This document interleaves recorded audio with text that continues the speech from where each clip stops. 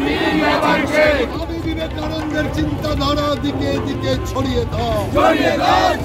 ভারত মাতাকে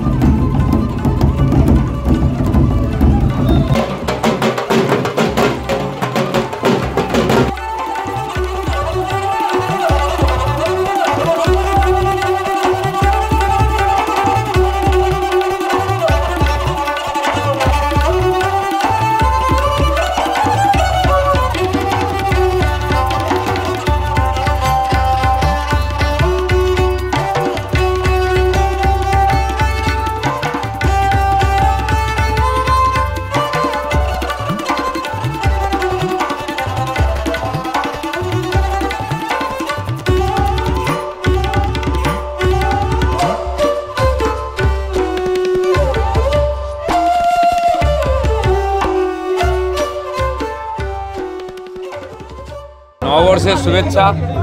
আশা করব এই সমস্ত অন্ধকার ঝঞ্ঝা কেটে গিয়ে আমরা ভালো দিনের অপেক্ষায় ভালো দিনের পাবো। কিন্তু যে পরিস্থিতির মধ্যে আজকে নববর্ষ পালন করতে হচ্ছে খুবই দুর্ভাগ্যজনক। এই ধরনের পরিস্থিতির মধ্যে নতুন বছর শুরু হবে, বাঙালি বাড়ি ছাড়া হবে নববর্ষে, এটা আমরা কোনোদিন ভাবিনি।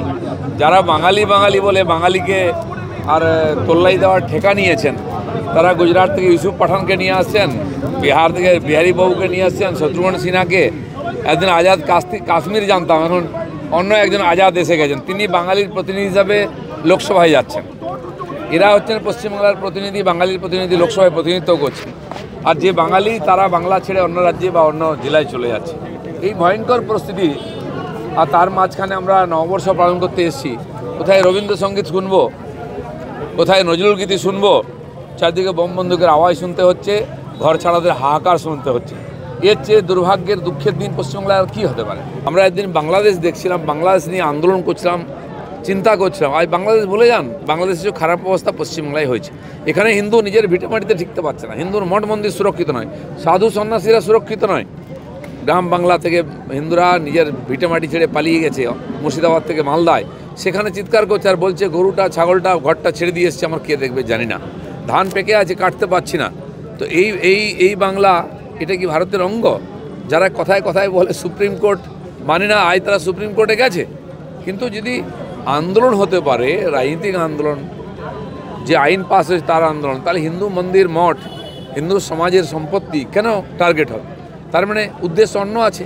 কিন্তু রাজ্য সরকার চোখ বন্ধ করে আছে।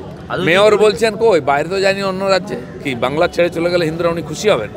প্রথম লাইনটাই হচ্ছে, যত আধার হোক নিরসন, আলোর পথে বর্ষবরণ। আধার রয়েছে, অপদার্থ রাজ্য সরকার মানুষকে নিরাপত্তা দিতে পারেনি, চাকরি দিতে পারেনি, দুর্নীতি করে তারা ফেঁসে গেছে।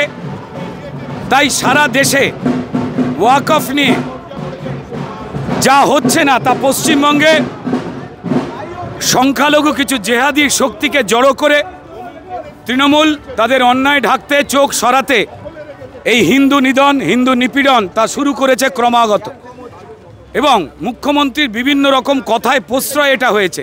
বিধানসভায় দাঁড়িয়ে তিনি বলেছিলেন, একটা সম্প্রদায় যদি আন্দোলনে নামে আপনারা সামলাতে পারবেন তো? এই কথা কার উদ্দেশ্যে ছিল? তারা নামলো আন্দোলনে, সিদ্দিকুল্লাহ চৌধুরী, ববি হাকিমদের কথায়। তারপর উনি বলেছিলেন যে আপনাদের যে যাই বলুক, নামাজের পবিত্র নামাজ পড়ার মঞ্চে, মুসলমানদের মঞ্চে গিয়ে উনি বলেছিলেন যে পুলিশ প্রশাসন আপনাদের সঙ্গে আছে, কেউ কিছু করতে পারবে না।